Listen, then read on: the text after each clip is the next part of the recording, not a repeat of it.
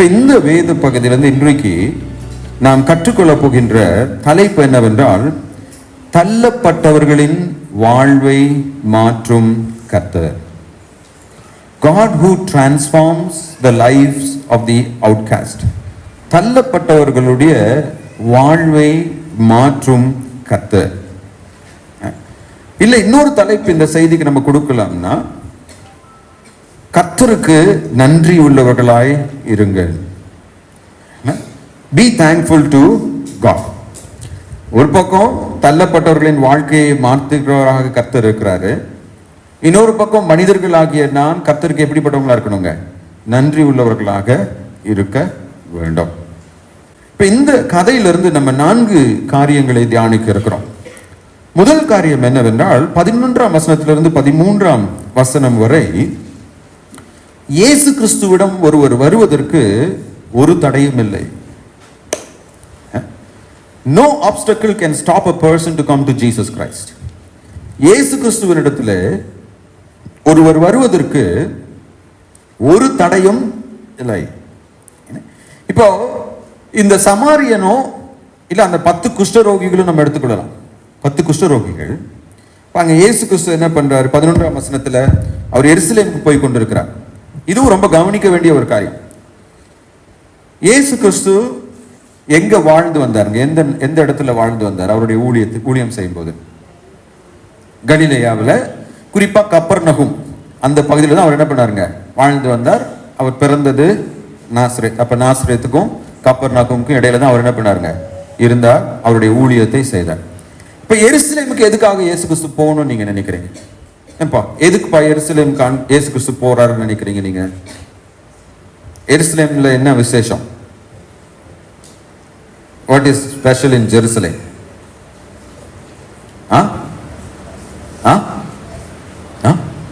என்னமா சொல்றீங்க? என்ன சொல்றீங்க? என்னது? பஸ். Okay, very good. பண்டிகை. எருசலேம்ல தான் என்ன இருக்குங்க?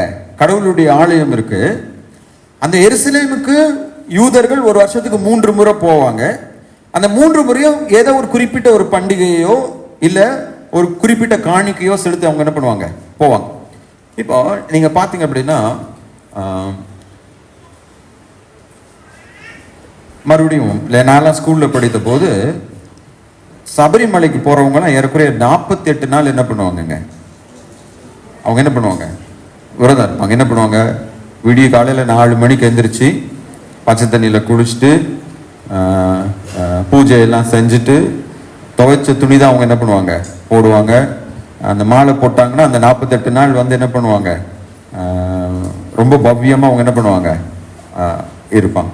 ஆனா இன்னைக்கெல்லாம் பாத்தீங்கன்னா சபரிமலைக்கு போறவங்க ரொம்ப டூர் போற மாதிரி காலையில மாலை போட்டு ஜாலியா என்ன பண்ணிடுறாங்க? ஒரு டூர் மாதிரி போயிட்டு. அதே மாதிரி எந்த மாதம் என்று எனக்கு தெரியல, அந்த பலப்பற்ற மாரியம்மன் கோயிலுக்கு வந்து பெண்கள் வந்து என்ன பண்ணுவாங்கன்னா ஒரு பூஜை செய்வாங்க. அந்த டைம் பாத்தீங்கன்னா காலையில 4 மணி 5 மணிக்கு தலைக்கு குளிச்சுட்டு டெய்லி என்ன பண்ணுவாங்க? போய் அந்த குறிப்பிட்ட பூஜையை அவங்க செஞ்சுட்டு வருவாங்க. இதே மாதிரிதான் யூதர்கள் எருசலேமுக்கு போறதுக்கு முன்னாடி தங்களை சுத்திகரித்துக் கொள்ள வேண்டும். ஆலயத்துக்கு போறனால என்ன பண்ணுவாங்க? வெளிப்படையா சுத்திகரிக்கணும். இப்ப சுத்திகரித்துட்டு போறவன் போற வழியில ஒரு குஷ்டரோகியை வந்து என்ன பண்ணிட்டான்? பார்த்துட்டான், இல்ல தெரியாம அவன் பக்கத்துல போயிட்டான் அப்படின்னா அவன் திரும்ப எங்க போயிடணுங்க? வீட்டுக்கு போயிடணும். கடவுளுடைய ஆலயத்துக்கு அவன் என்ன பண்ணக்கூடாதுங்க? போகக்கூடாது. அப்ப இது ரொம்ப முக்கியமான ஒரு இயேசு கிறிஸ்து எருசலேமுக்கு போறாரு. எருசலேமுக்கு போறப்போ இவங்க என்ன பண்றாங்க? இயேசு கிறிஸ்துவை பாக்குறாங்க. ஒருவேளை இயேசு கிறிஸ்து தன்னுடைய கிராமத்தின் வழியா போகிறார் என்பதை இந்த குஷ்டரோகிகள் என்ன பண்ணிருக்கலாம்? கேள்விப்பட்டிருக்கலாம். எப்படி சகையு கேள்விப்பட்டு மரத்து மேல ஏறி உட்கார்ந்தாரோ அதே மாதிரி இந்த குஷ்டரோகிகள் கேள்விப்பட்டனால இந்த குஷ்டரோகிகள் என்ன பண்றாங்க? இயேசு கிறிஸ்து எடுத்துட்டு வரும்போது பாருங்க, 11ஆம் வசனம், மன்னிக்கும் 12ஆம் வசனம். 10 பேரா பாருங்க எப்படி நிக்கிறாங்க? தூரத்திலே நின்றார்கள். இதே வார்த்தைய இயேசு கிறிஸ்து 18ஆம் அதிகாரத்திலையும் பயன்படுத்துறாரு. எங்க பயன்படுத்துறா? 18ஆம் அதிகாரம் 13ஆம் வசனம் வாசிக்கலாமா? ஆயக்காரன் எப்படி நிக்கிறாங்க? தூரத்திலே நின்று. ஏன் இவங்க தூரத்துல நின்று இருப்பாங்க நீங்க நினைக்கிறீங்க? ஏங்க அவங்க தூரத்துல நின்று இருப்பாங்க? பயம். Very good. குஷ்டரோகிகள் வந்து என்ன பண்ணணும்? அதுதான் அவங்க மேல இடப்பட்ட சாபம். நல்லா சுகமா இருக்கிறவங்க பக்கத்துல அவங்க என்ன பண்ணக்கூடாதுங்க?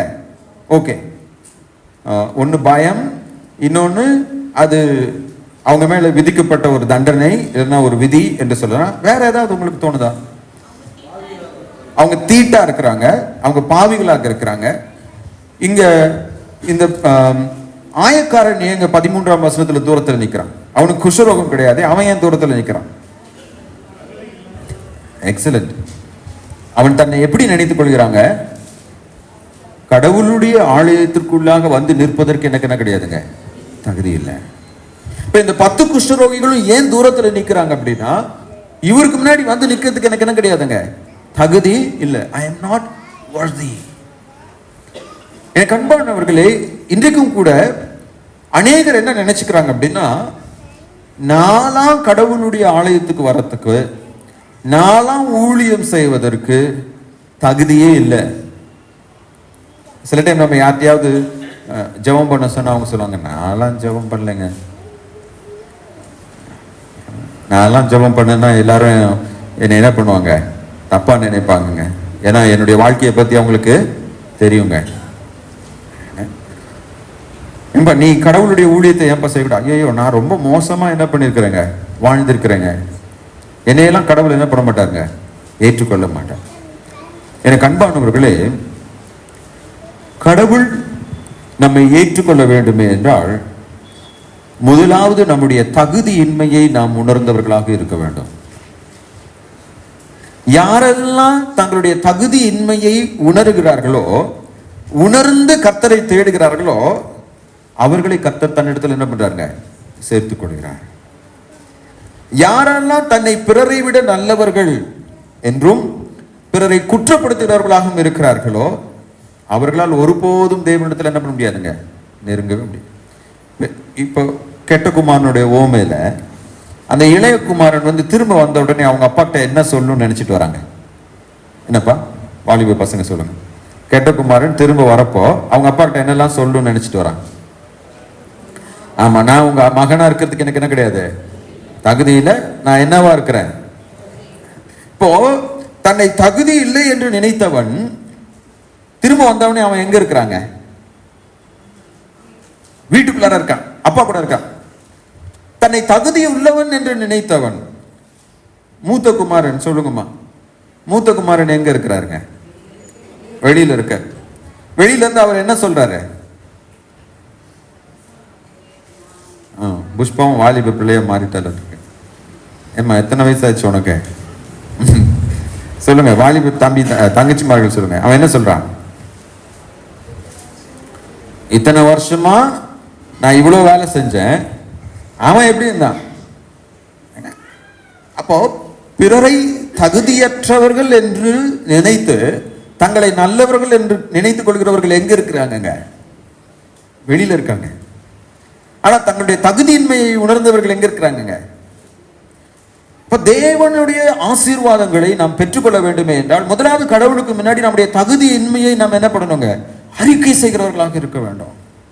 நான் இதை பண்ணேன், எங்க அப்பா 40 வருஷம் ஊழியம் பண்ணாரு, எங்க தாத்தா சுவிசேஷ ஊழியம் செஞ்சாரு, இப்படியே நான் பெருமை பேசிட்டே இருப்பேன் அப்படின்னா ஆண்டவர்கிட்ட என்னால என்ன பண்ண முடியாதுங்க, நெருங்கவே முடியாது. தூரத்திலே அவர்கள் நின்றார்கள்.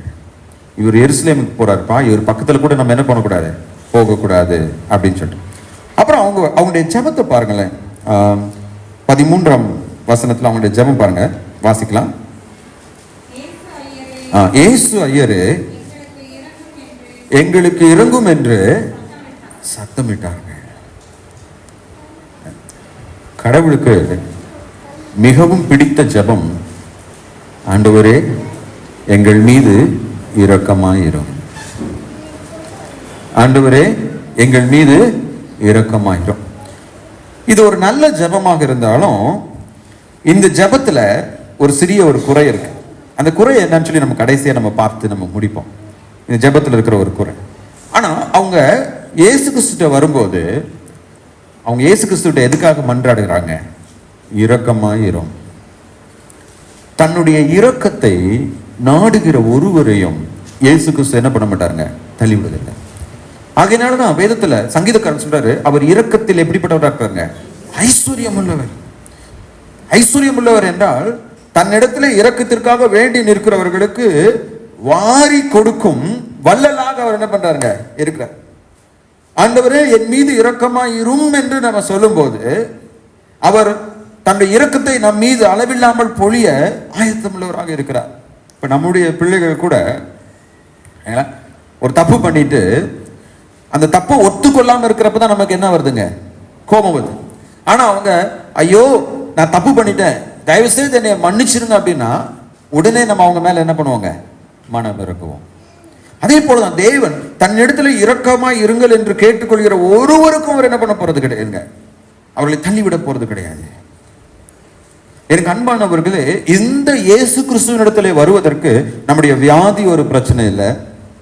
இல்ல இந்த உலகம் நம்ம என்ன பண்ணலாம், நீ கீழ் ஜாதி, நீ ஆகாதவன், நீ தள்ளப்பட்டவன், இல்ல இந்த உலகம் நம்மளை பார்த்து நீ ஒரு பாவி, நீ ஒரு குடிகாரன், நீ ஏமாத்துறவன், நீ குடும்பத்தை ஒழுங்கா நடத்தாதவன், இல்ல இந்த உலகம் நம்மளை பார்த்து நீ இந்த உலகத்துக்கே ஆகாதவள் என்று நம்மை ஒதுக்கினாலும், இந்த உலகம் நம்மை குறித்து என்ன நினைத்தாலும், இந்த உலகம் நம்மை குறித்து என்ன சொன்னாலும், இயேசு கிறிஸ்துவிடத்திலே நாம் வருவதற்கு அது என்ன கிடையாதுங்க, ஒரு தடை இல்லை. ஆனால் இயேசு கிறிஸ்துவிடத்திலே நாம் வரும்போது அவருடைய இரக்கத்தை வேண்டி நம்ம வரணும். இரண்டாவது இதுல நம்ம கற்றுக்கொள்கின்ற பாடம் என்னவென்றால் 14ஆம் வசனத்திலே தன்னிடம் வருபவர்களுக்கு செவி கொடுக்கும் தெய்வம் இயேசு கிறிஸ்து. People who come to Jesus are listened by him. தன்னிடத்திலே வருபவர்களுக்கு செவி கொடுக்கும் தெய்வம் இயேசு கிறிஸ்து. எப்படி 14ஆம் வசனத்துல அவர் அவங்களுக்கு சொல்ற பதில பாருங்க.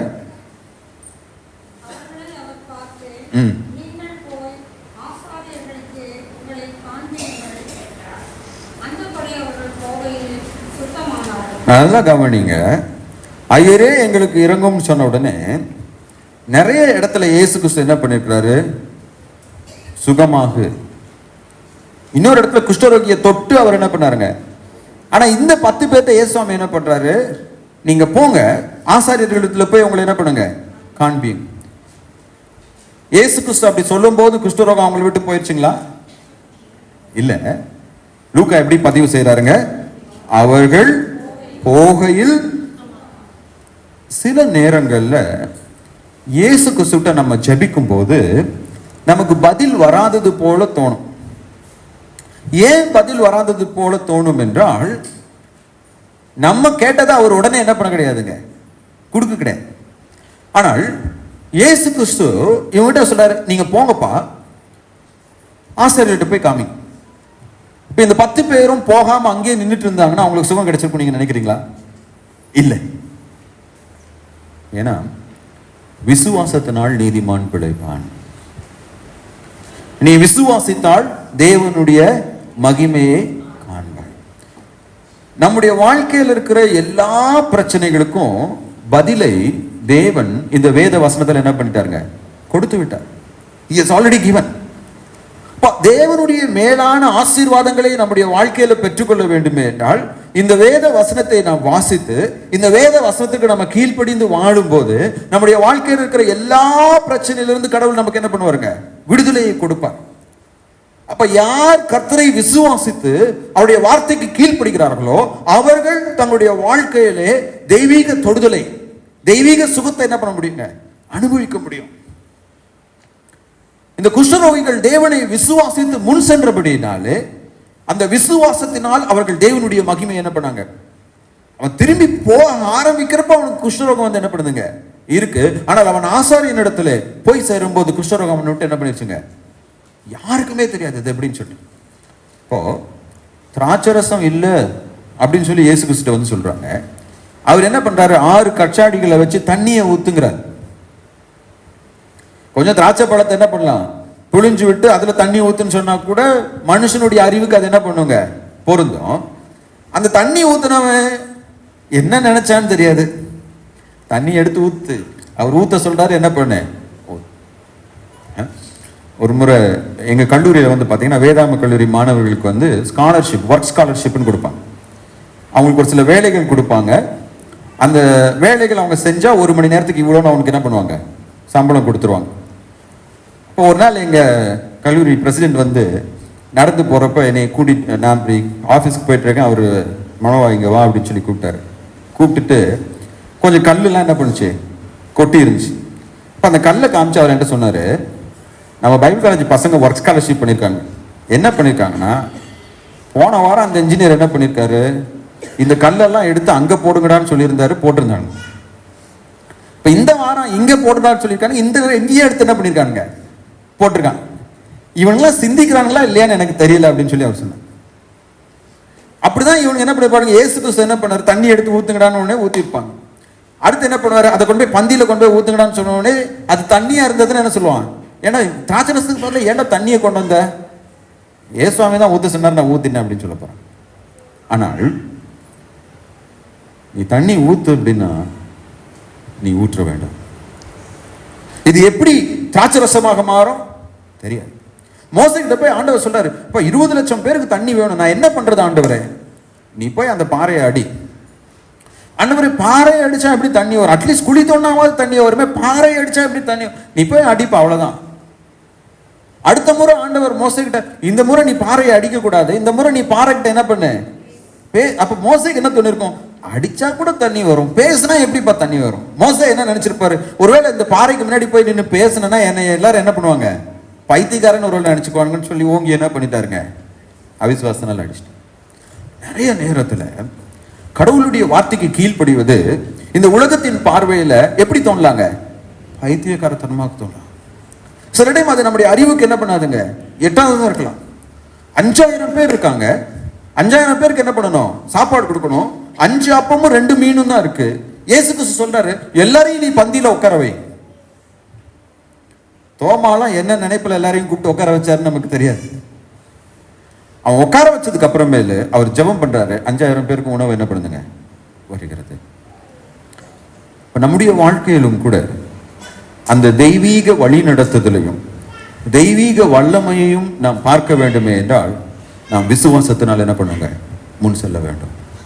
அதனாலதான் விசுவாசித்தவளே பாக்கியவதி என்று வேதத்தில் சொல்லப்பட்டிருக்கு. ஆனா நம்முடைய பிரச்சனை என்ன தெரியுங்களா, ஆண்டவரே நீர் எனக்கு சுகத்தை கொடுங்க, நான் போய் ஆசாரியன் போய் என்ன பண்றேன், காண்பிக்கின்றேன். மூன்றாவதாக இதில் நம்ம கற்றுக்கொள்கின்ற பாடம் 15வது வசனத்திலிருந்து 18வது வசனம் வரை நாம் கற்றுக்கொள்கின்ற பாடம், மனிதர்கள் பெரும்பாலும் இயேசு கிறிஸ்துவுக்கு நன்றியற்றவர்களாக இருக்கிறார்கள். இல்லை என்றால் பெரும்பாலான மனிதர்கள் இயேசு கிறிஸ்துவுக்கு எப்படி இருக்கிறாங்க, நன்றியற்றவர்களாக இருக்கிறார்கள். People often are unthankful to Jesus. 103ஆம் சங்கீதத்தில் நம்ம வாசிக்கிறோம், ஆத்துமாவே கர்த்தரை ஸ்தோத்திரி, என் முழு உடமே அவரை ஸ்தோத்திரி, அவர் செய்த சகல உபகாரம். இப்ப என்ன ஆச்சு, 10 பேர் போறாங்க, 9 பேருக்கு என்ன கிடைச்சு, 10 பேருக்கு என்ன பண்ணிருச்சு, சுகம் கிடைச்சிருச்சு. ஆனா ஒருத்தன் மட்டும் தான் என்ன பண்றாங்க, திரும்ப இயேசு கிறிஸ்துவை ஓடி வரோம். மற்ற யாருமே இயேசு கிறிஸ்துவை என்ன பண்ண கிடையாதுங்க, வர கிடையாது. நிறைய நேரத்துல நம்ம ஆண்டவர்கிட்ட என்ன பண்றோம், ஒரு ஆசீர்வாதத்துக்காக என்ன பண்றோம், காத்திருக்கிறோம். ஆண்டவரே எனக்கு என்ன கிடையாது, வேலை இல்லை சுவாமி, எனக்கு ஒரு வேலையை தாங்க சுவாமி. கடவுள் வேலையை கொடுத்த உடனே வேலைக்கு அதிக முக்கியத்துவத்தை கொடுத்து கடவுளை நம்ம என்ன பண்ணிடுவோங்க, மறந்துறோம். ஆண்டவரே எனக்கு ஒரு பிள்ளை இல்லை சுவாமி, எனக்கு ஒரு பிள்ளையை கொடுங்க சுவாமி. அந்த குழந்தை பிறந்த உடனே ஆலயத்துக்கு வரதவே நம்ம என்ன பண்ணிடுறோம், நிறுத்திடுறோம். கடவுள் நமக்கு 2ஆம் பட்சமாக மாறி விடுகிறார், நம்முடைய பிள்ளை நமக்கு முதலாக மாறி விட்டுச்சு. நிறைய நேரங்கள்ல கடவுள்கிட்ட நம்ம ஆசீர்வாதத்தை கேட்கிறோம், அந்த ஆசீர்வாதத்தை கடவுள் கொடுத்த உடனே கடவுளை விட அந்த ஆசீர்வாதம் நமக்கு என்ன ஆயிருதுங்க, முக்கியமாயிருது. கடவுள் 2ஆம் பட்ச நபராக மாறி. ஆகையினால்தான் சில வேளைகளிலே நம்முடைய கவனத்தை தன்பால் கடவுள் இழுக்க வேண்டுமே என்றால் அந்த வேலையை நம்மகிட்ட இருந்து என்ன பண்ணணும், கொடுக்கணும். சில வேளையிலே அந்த பிள்ளையை ஆபிரகாமுடைய வாழ்க்கையில தான் நடந்தது. அவனுக்கு ஈசாக்கு கடவுளாய் மாறின உடனே ஆண்டவர் சொல்றாரு, இந்த ஈசாக்கு நீ என்ன பண்ணு, பலி செலுத்த. அந்த ஈசாக்கை விட நான் முக்கியமான நீ இந்த உலகத்துக்கு என்ன பண்ணு, காண்பி. சில நேரங்களில் படிப்பு படிப்பு படிப்பு படிப்பு சரிங்களா, என் பிள்ளைய நான் இதுவா மாத்திடுவேன் அதுவா மாத்திடுவேன், கடைசியில் அந்த பிள்ளை 12ஆம் கிளாஸ்ல என்ன பண்ணிடுதுங்க, ஃபெயிலாக போயிடுது. அப்போதான் தெரியுது பிள்ளையை விட கடவுள் தான் என்னதுங்க முக்கியம். இந்த 9 பேர் ஏங்க திரும்ப வரல, அவனுக்கு சுகம் கிடைச்சவனே அவன் என்ன பண்ணியிருப்பான், ஆசாரியன்ட்ட காமிச்சிட்டு ஒருத்தன் நினைச்சிருப்பான், ஐயோ என் பொண்டாட்டியை பார்த்து என்ன ஆச்சு, ரொம்ப நாள் ஆச்சு. ஐயோ என்னுடைய ஃப்ரெண்ட்ஸை பார்த்து என்ன ஆயிடுச்சுங்க, ரொம்ப நாள் ஆச்சு. அதனால் நான் போய் சந்தோஷமா இருக்கிறேன். அவனுடைய சந்தோஷத்திலே அவன் தெய்வத்தை மறந்து போனான்.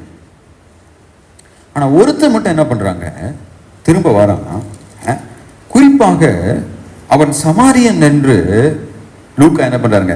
லூக்கால நீங்க பாத்தீங்கன்னா நிறைய இடத்துல அந்த அடிபட்டு கிடந்தவனுக்கு உதவி செய்தவன் யாருங்க, சமாரியன். இங்கே திரும்ப வந்தவன் யாருங்க, மற்ற 9 யூதர்கள். நீங்க நினைச்சு பாருங்களேன், ஆபிரகாமுடைய குடும்பத்திலே பிறந்து ஆபிரகாமுடைய பிள்ளைகளாய் வளர்ந்த கடவுளை அறிந்தவர்கள். அவங்களுக்கு நல்லா தெரியும் குஷ்டரோகம் என்பது மிக கொடுமையான ஒரு நோய், தெய்வத்தை தவிர அவங்களுக்கு வேற யாருமே சுகத்தை கொடுக்க முடியாதுன்னு சொல்லி. ஆனால் அந்த சுகத்தை பெற்றுக்கொண்ட உடனே கடவுளை என்ன பண்ணிட்டாங்க, மறந்துட்டாங்க. இன்னைக்கு நிறைய நேரங்களிலே கிறிஸ்தவ குடும்பத்தில் பிறந்து வளர்ந்தவர்களை காட்டிலும் கிறிஸ்தவர்கள் அல்லாத பின்னணியிலிருந்து ரட்சிக்கப்பட்டு வருகிறவர்கள் கடவுளுக்கு நன்றி உள்ளவர்களாக இருப்பது காரணம் என்ன தெரியுங்களா? நம்மிலே அநேகர் தேவன் நமக்கு அருளிய இந்த உன்னதமான ரட்சிப்பை நாம் உணருவதில்லை. கடவுளற்றவைகளை தொழுது கொண்டு அர்த்தமற்ற ஒரு வாழ்க்கை வாழ்ந்து கொண்டிருந்த ஒருவன் கடவுளிடத்தில் வரும்போது அவன் என்ன பண்றாங்க, கடவுளுடைய பாதத்திலே வீழ்ந்து கிடக்க விரும்புகிறான். ஆனா கிறிஸ்தவ குடும்பத்திலே வளர்ந்து ரத்தத்துல கிறிஸ்தவமே ஊறி போய் வேதமே ஊறி போன நிறைய பேர் கடவுளுக்கு என்ன பண்றாங்க, நன்றியற்றவர்களாக என்ன பண்றாங்க, மாறி போகிறார்கள். இப்போ இவன் வரான், இவன் வந்த உடனே இவனுடைய செயல்களை நாம் கவனிக்கலாம். பாருங்க 15வது வசனத்துல, அவர்களில் ஒருவன் தான் ஆரோக்கியமானதை கண்டு திரும்ப வந்து அவன் என்ன பண்றாங்க பாருங்க, எப்படி சத்தம் போடுறாங்க, உரத்த சத்தத்தோட தேவன் என்ன பண்ணாங்களா, மகிமைப்படுத்தினான். ஒருவேளை அவன் என்ன பண்ணிருப்பாங்க, கடவுளை வந்து பார்த்த உடனே அல்லேலூயா ஸ்தோத்திரம் எனக்கு என்ன கிடைச்சிருச்சு, சுகம் கிடைச்சிருச்சுன்னு சொல்லி என்ன பண்ணிருப்பாங்க, வாய் விட்டு கடவுள் என்ன பண்ணிருப்பாங்க, துதித்திருப்பான். ரெண்டாவது, அவருடைய பாதத்தருகே அவன் என்ன பண்றாங்க, முகம் குப்புற விழுந்து. நம்ம தமிழ்ல முகம் குப்புற விழுந்து என்று மொழிபெயர்க்கப்பட்டிருக்கிற இந்த வார்த்தைக்கு கிரேக்க வார்த்தை என்னன்னா பிராஸ்குனியோ. இந்த பிராஸ்குனியோ என்ற வார்த்தையினுடைய அர்த்தம் என்னவென்றால் ஆராதனை, தொழுகை, வர்ஷிப். அவன் என்ன பண்றான், இயேசு கிறிஸ்துடைய காலில் விழுந்து சாஷ்டாங்கமா அவன் என்ன பண்றாங்க, விழுந்து இயேசு கிறிஸ்து வந்து என்ன பண்றாங்க, அப்படி அர்த்தம் என்ன, அவன் இவர்தான் மேசியா, இவர்தான் என்னை படைத்த ஆண்டவர், இவர்தான் என்னுடைய ரட்சகர் என்று அவரை முழுவதுமாக அறிந்து அவருடைய பாதத்தில் என்ன பண்றாங்க. நீங்க நினைச்சு பாருங்க, மேசியாவே வாரும் மேசியாவே வாரும் என்று கதறி கொண்டிருந்த அந்த 9 குஷ்டரோகிகள் என்ன பண்ணல, மேசியா யாருன்னு சொல்லி தெரிந்து கொள்ளல, அவங்களுக்கு குஷ்டரோகத்துல இருந்து சுகம் கிடைச்சதுக்கு அப்புறமா. ஆனால் இந்த மேசியா யார் என்றே அறியாமல் ஒரு சமாரியனாய் வாழ்ந்து வந்தவன் இந்த மேசியா யார் என்று என்ன பண்ணாங்க, கண்டு கொண்டான். யோவான் 4ஆம் அதிகாரத்திலே அதான் நடக்குது. அந்த சமாரிய ஸ்திரீ கிட்ட இயேசு கிறிஸ்து பேசுறாரு.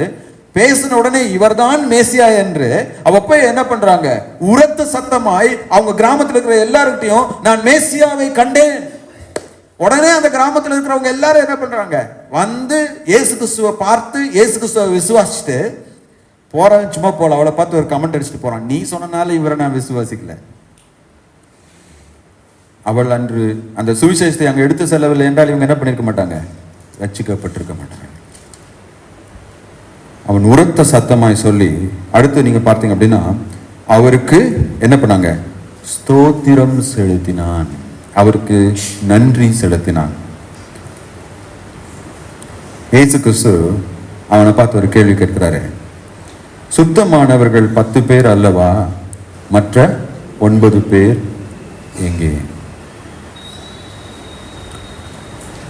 தேவன் நாம் ஒவ்வொருவரும் அவரை தேட வேண்டும் என்றும், நாம் ஒவ்வொருவரும் அவரை தொழுது கொள்ள வேண்டும் என்றும், நாம் ஒவ்வொருவரும் அவருக்கு நன்றி உள்ளவர்களாய் இருக்க வேண்டும் என்றும், நாம் ஒவ்வொருவரும் அவருக்கு ஊழியம் செய்ய வேண்டும் என்றும் எதிர்பார்க்கிற தேவன்.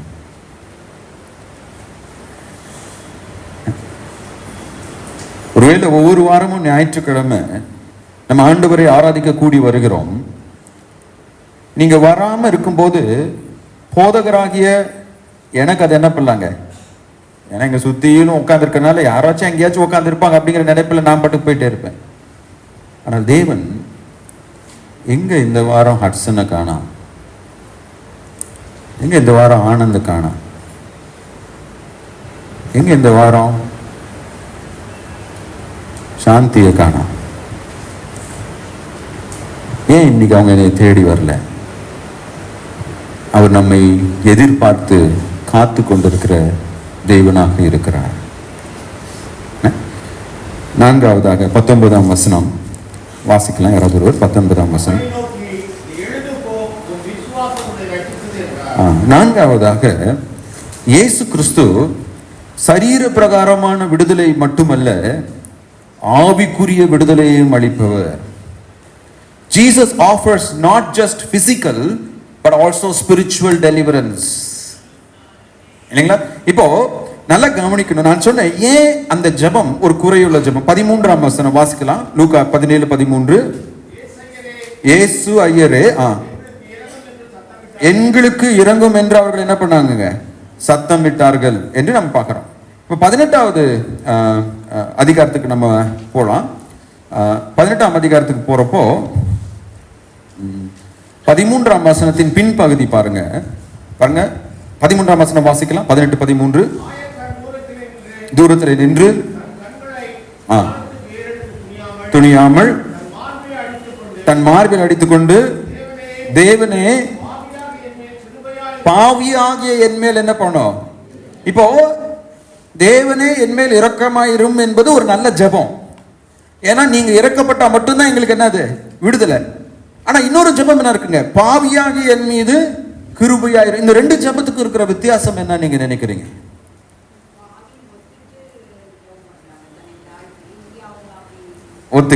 இங்க சரீர பிரகாரமான ஒரு குறை இருக்கிறது, குஷ்டரோகம் ஒரு தேவை.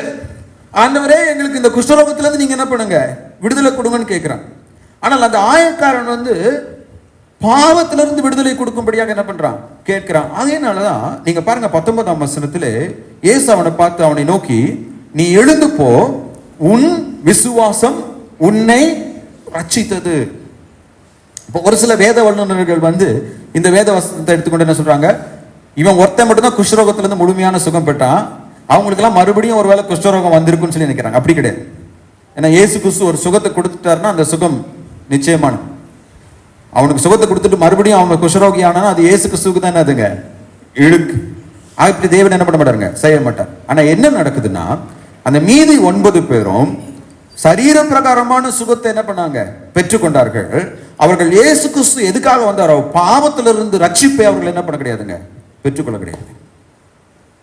நான் ஒசூரில் நாங்கள் ஊழியம் செய்து கொண்ட நாட்களில் என்னுடைய திருமணத்திற்கு முன்னாடி ஒரு நாள் ஒரு சின்ன ஒரு கிராமத்தில் நாங்கள் சண்டே ஸ்கூல் எடுத்துகிட்டு இருக்கோம். நான், பாஸ்டர் சஜி, அவருடைய மனைவி, அப்புறம் இன்னொரு சிஸ்டர், நாங்கள் 4 பேரும் சண்டே ஸ்கூல் எடுத்துகிட்டு இருக்கோம். திடீர்னு ஒருத்தர் வீட்டுக்கு வெளியிலேருந்து கூப்பிட்றாரு, வெளியில் வாங்க வெளியில் வாங்க. அந்த ஊருக்குள்ளார் நாங்கள் போகிறப்ப ஒவ்வொருத்தரையும் பிரச்சனை பண்ணுவாங்க. நாங்கள் அந்த கிராமத்தில் போய் சுவிசேஷம் சொல்கிறதுக்கு சண்டே ஸ்கூல் எடுக்கிறதுனா ஒவ்வொருத்தரையும் சண்டை போடுவாங்க அங்கே இருக்கிறோம். இப்போ இந்த நாள் வந்து வெளியில் கூப்பிட்டே நான் தான் கதை சொல்லிட்டு இருக்கேன். பாஸ்டர் சச்சி வெளியில் போய் அவர்கிட்ட என்னமோ ரொம்ப நேரம் பேசிட்டு இருந்து திரும்ப வரார். திரும்ப வந்த உடனே பாஸ்டர் வந்து சொல்கிறாரு, அவங்க வீட்டில் போய் அவங்க மனைவிக்காக ஜெபம் பண்ணோம்மா, அவங்க மனைவிக்கு பேய் பிடிச்சிருக்கு, ஜெபம் பண்ணுன்னு சொல்கிறாங்க. அப்போ பாஸ்டர் சொன்னேன், பாஸ்டர் நீங்கள் தனியாக போகாதீங்க, சண்டே ஸ்கூல் முடிச்சுட்டு நம்ம எல்லாரும் போகலான்னு சொல்லிட்டு நாங்கள் 4 பேர் சண்டே ஸ்கூல் முடிச்சுட்டு நாங்கள் போகிறோம். அங்கே நீங்கள் போனீங்கன்னா அந்த சகோதரி அரை நிர்வாணமாக, என்னை விட ஹைட் வெயிட், அவங்க அரை நிர்வாணமாக என்ன பண்ணுறாங்க, படுத்து உருண்டுட்டு இருக்கிறாங்க அவங்க வீட்டில். இப்போ நாங்கள் பார்க்கவே அது ரொம்ப அகோரமான ஒரு காட்சியாக இருந்தது. பாஸ்டர் சச்சி என்ன பண்ணார், மனோவன் நீ ஜெபம் பண்ண அப்படின்ட்டு. ஏன்னா அவருக்கு அப்போலாம் மலையாளம் சரியாக தெரியாது, அதனால் அவர் நினச்சிருப்பார் இந்த பேய்க்கு தமிழ் தெரியும், தமிழில் ஜெபம் பண்ணால் தான் ஓடுன்னு நினச்சாரு. நான் வந்து அதுக்கு முன்னாடி வந்து பேய் பிடிச்சவங்களுக்காக நான் ஜெபம் பண்ணதே கிடையாது. இப்போ எனக்கு என்ன பயம்னு சொல்லி கேட்டிங்க அப்படின்னா, இந்த அம்மா வேறு பார்க்கறதுக்கு இவ்வளோ பெருசாக இருக்குது, நம்ம ஜெபம் பண்ணி நம்மளே அடித்து தூக்கி போட்டுருச்சுன்னா ரொம்பாயிரும். உடனே கண்ணை இறுக்கமாக மூடிட்டு அவங்களுக்காக நாங்கள் ஜெபம் பண்ணோம். ஜெபம் பண்ணி முடிச்ச உடனே ஆமேன்னு சொன்ன உடனே அந்த பெண்மணி உடனடியாக எழுப்பி போய் சேலையை ஒழுங்காக கட்டிட்டு வெளியில் வந்து, பாஸ்டர் நீங்கள் எப்போ வந்தீங்க அப்படின்னு சொல்லிட்டு எங்களுக்கு எல்லாருக்கும் டீ வச்சு கொடுத்தாங்க. இது நடந்து 16 வருஷத்துக்கு முன்னாடி. இன்னைக்கு வரைக்கும் அந்த சகோதரி சர்ச்சுக்கு வந்தது கிடையாது. ஆனா இன்னைக்கு வரைக்கும் அந்த பேய் பிசாசுல இருந்து அவங்களுக்கு என்ன கிடைச்சிச்சுங்க? அதுக்கு முன்னாடி எத்தனையோ கோயில் குளங்களுக்கு போனாங்க, எத்தனையோ கடவுள்ல வேண்டி கொண்டாங்க. அந்த பேய் விரட்டப்பட்டதுதான். கடவுள் சொல்லுவோம். இன்னைக்கும் அந்த கிராமத்துல பாக்குறவங்க இயேசுதான் இந்த பொம்பளைக்கு என்ன பண்ணாங்க, சுகம் கொடுத்தாங்கன்னு சொல்லி தான் என்ன பண்ணுவாங்க, அவங்கள சொல்லுவாங்க. ஆனால் அந்த பெண்மனுடைய பிரச்சனை என்னதுங்க? தன்னுடைய சரீரத்திலே ஒரு மீட்பை அவள் என்ன பண்ணாங்க, பெற்றுக்கொண்டார். ஒரு விடுதலையை அவள் என்ன பண்ணா, பெற்றுக்கொண்டாள். ஆனால் அவள் மோட்ச ராஜ்யத்தில் இருக்க போவதில்லை. அவள் இயேசு கிறிஸ்து அருளும் அந்த மெய்யான ரட்சிப்பை என்ன பண்ணலைங்க, பெற்றுக்கொள்ளவில்லை. இன்னைக்கு இயேசு கிறிஸ்துவை தேடுற நிறைய பேரு எதுக்காக இயேசு கிறிஸ்துவை தேடுறாங்கன்னா, இந்த உலகத்தில் இருக்கின்ற ஒரு பிரச்சனையை தீர்த்து வைக்கும் ஒரு கடவுளாக தான் அவர்கள் பார்க்கிறார்கள். ஒரு வைத்தியரா, ஒரு மருத்துவரா, இல்ல ஒரு பினான்சியரா, இந்த பிரச்சனையிலிருந்து எனக்கு விடுதலை கொடுக்கிறார் இவரே.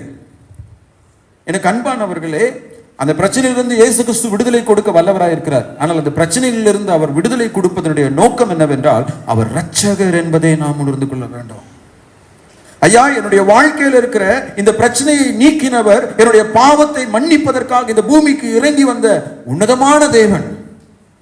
அவர் எனக்காக கல்வாரி சிலுவையிலே தன்னுடைய ஜீவனையே பலியாக அர்ப்பணித்து என்னை மீட்டுக் கொள்ள வந்த தேவன் என்று தன்னுடைய பாவ மன்னிப்புக்காக இயேசு கிறிஸ்துவை தேடி அந்த பாவ மன்னிப்பை பெற்றுக் கொள்கிறவர்கள் ஒரு சிலர் மட்டுமே. அதான் ஒருத்தர் சொன்னாரு, நோவாவுடைய நாட்களிலே இந்த உலக மக்கள் தொகை 1 கோடி பேரா இருந்திருக்கலாம், அவருடைய ஒரு கணிப்பு.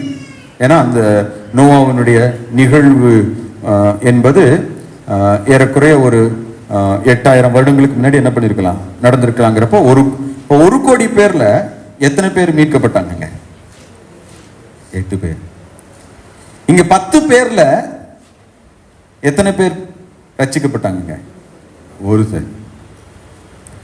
ஒருவேளை இன்னைக்கு இந்த இடத்துல ஒரு 120-130 பேர் உட்கார்ந்து இருக்கிறோம்னா, இந்த 120-130 பேர்ல மெய்யான ரட்சிப்பின் அனுபவத்தையும் பாவ மன்னிப்பையும் பெற்றுக்கொண்டவர்கள் எத்தனை பேர்? ஒருவேளை நம்மை நாமே பரிசோதித்து பார்க்கலாம். நான் எதுக்காக இயேசு கிறிஸ்துவை தேடுறேன்? பண பிரச்சனைக்காகவா, சுகத்திற்காகவா, இந்த உலகத்தில் ஏதோ எனக்கு கிடைக்கிற ஒரு நன்மைக்காகவா? இல்லை என்றால் பாவியாகிய நான் இந்த பாவ உலகிலே பாவத்திலே மாண்டு போவதற்காக அல்ல, என்னை இந்த பாவத்திலிருந்து மீட்டெடுத்து தனக்காக பயன்படுத்த இயேசு கிறிஸ்து சிலுவையிலே மரித்து உயிர்த்தெழுந்தார் என்று அவரை நாம் இரட்சகராக மனப்பூர்வமாக நம்முடைய இருதயத்தில் ஏற்றுக்கொண்டிருக்கிறோம். அப்படி யாரெல்லாம் அந்த இயேசு கிறிஸ்துவை தேடி வராங்களோ அவர்கள் அவரை தேடுவதற்கு எந்த ஒரு தடையும் இல்லை. எப்பேற்பட்ட பாவியானாலும் அவர் என்ன பண்ணலாங்க, தேடி வரலாம். எப்பேற்பட்ட பிரச்சனையில் இருக்கிறவனும் தேடி வரலாம். எல்லாராலும் தள்ளப்பட்டவனும் அவர் என்ன பண்ணலாங்க, தேடி வரலாம். அவ்வாறு அவர்கள் தேடி வரும்போது இயேசு கிறிஸ்து அவர்களுக்கு என்ன பண்றாருங்க, செவி கொடுக்கிறார். அவருடைய வார்த்தையை விசுவாசத்தினால் கை கொள்கிறவர்களுக்கு அவர் என்ன பண்றாருங்க, விடுதலையை கொடுக்கிறார். தன்னால் மீட்கப்பட்டவர்கள் அவருக்கு நன்றி உள்ளவர்களாக இருக்க வேண்டும் என்று என்ன பண்றாங்க, கடவுள்கிட்ட வரப்போ எனக்கு என்ன இல்லை அப்படின்னு சொல்லி வராதிங்க. கடவுள் எனக்கு என்ன கொடுத்திருக்கிறார் என்பதை நினைத்து பார்த்தீங்க. அதனால ஒரு பக்தன் பாடுறாரு, எண்ணி பார் நீ பெற்றுக்கொண்ட பாக்கியங்கள், கர்த்தர் செய்த நன்மைகள் யாவும் எண்ணிப்பார், உனக்கு அதை என்ன பண்ணும், வியப்பை கொடுக்கும். நாம் நன்றி உள்ளவர்களாக, எனக்கு என்ன இல்லை அடுத்தவங்களுக்கு என்ன இருக்கு அப்படின்னு சொல்லி பொறாமைப்படுகிறவர்களாக அல்ல, தேவன் எனக்கு கொடுத்த நன்மைகளை நினைத்து நாம் வரக்கணும். நாம் கடவுளை தேடும் போது ஆவிக்குரிய காரியங்களுக்காக நம்ம கடவுளை தேடலாம். முதலாவது தேவனுடைய ராஜ்யத்தையும் அவருடைய நீதியும் நம்ம தேடும் போது இந்த பூ உலக எல்லா ஆசீர்வாதங்களையும் தேவன் நமக்கு என்ன பண்ணுவாருங்க, கட்டாயமாக கொடுப்பார். கர்த்தர் நம்மை ஆசீர்வதிப்பாராக. நம் அனைவரும் மேலும் நின்று சிலுவை நாதர் இயேசுவின் என்ற பாடலை நம்ம பாடலாம். அது பாடல் புத்தகத்தில் இல்லை, ஒரு நேற்றைய தினத்தில் சர்ச் குரூப்ல அந்த பாடல் தாளை நான் பகிர்ந்து கொண்டேன். அதை பார்த்து பாட விரும்புகிறவர்கள் நீங்க உங்க போனை பார்த்து பாடலாம். சிலுவை நாதர் இயேசுவின்